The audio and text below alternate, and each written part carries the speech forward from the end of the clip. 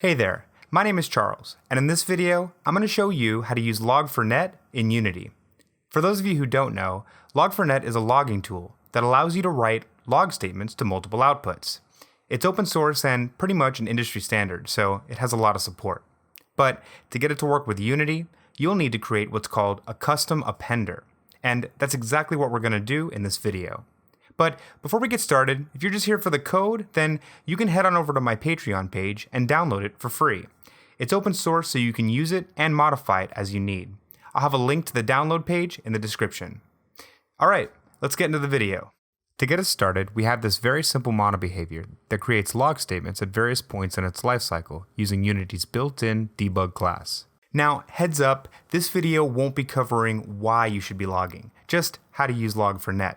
But let me know in the comments if you think logging is important in game development, and why or why not. I'd love to hear what the community thinks. Now, all of these statements get displayed in Unity's console, which is fine most of the time. But if we want to write our log statements to more than one output, then we're going to need something a little more sophisticated, such as log4net. So let's go ahead and add that to our project. The first thing we're going to need to do is download the log4net DLL and import it into our Unity project. Head on over to logging.apache.org/log4net. Click Download, then just grab the latest binary. Once that finishes downloading, unzip the archive and import the log4net DLL.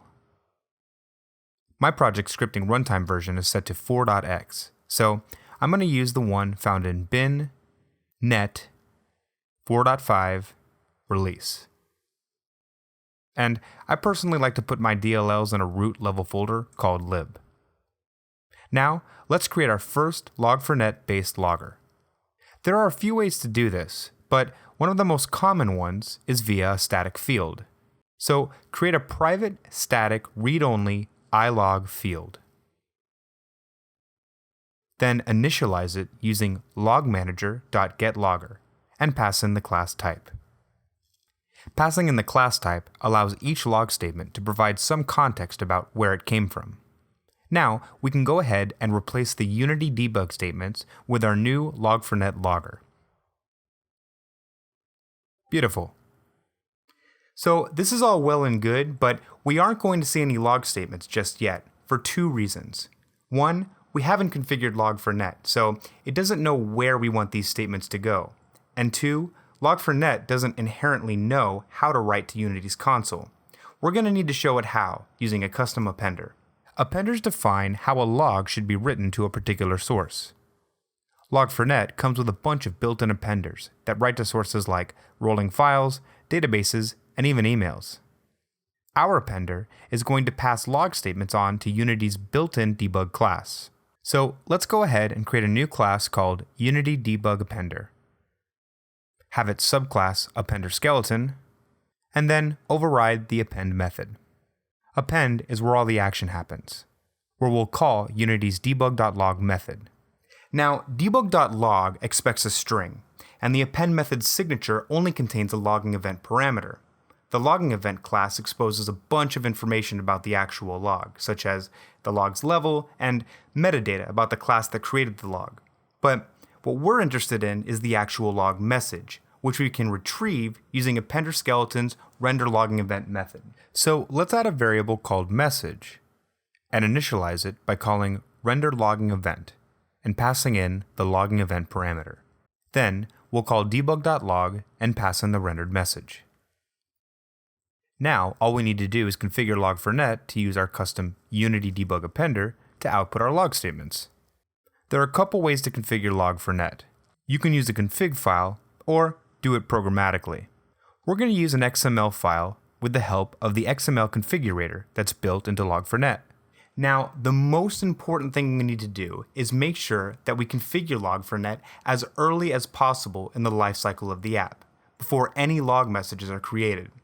We can accomplish this in Unity using the runtime initialize onload method attribute. Let's go ahead and do that now. Create a new static class called logging configuration and add a static method called configure. Now, mark the configure method with the runtime initialize onload method attribute and pass in the before scene load type. This method will be executed before the scene loads, so it's a perfect place to configure log4net. Next, add a call to the XML configurator's configure method, and pass in a new file info object that's initialized with a reference to a file called log4net.xml, located in the application data path. Now, when we run our scene, log4net will search the application's data path for a file called log4net.xml and use it to configure itself. In Unity, the data path points to one of a few different locations, depending on which environment you're running the application in. If you're running it in the editor, then the data path points to the project's asset folder. So go ahead and add a new file called log4net.xml to the asset folder now. This will be a very simple XML file with a root element called log4net. At this point, you can just copy and paste what you see here.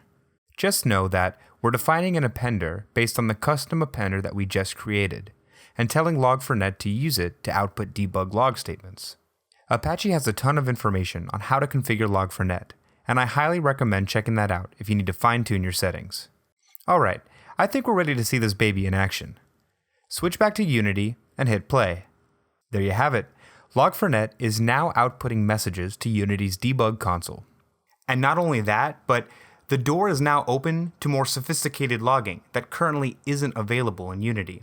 A good example of this is the ability to log to multiple sources at once. To demonstrate that, I've created another custom appender that writes logs directly to the application's data path.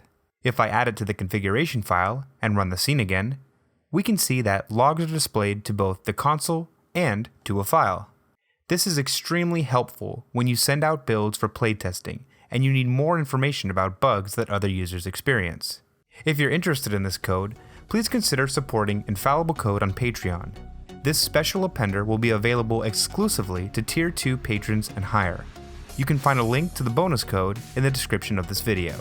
Logging is an important part of programming, and that includes game development too. By having your code document what it's doing when it's doing it, you're creating a record of how your code functions at runtime.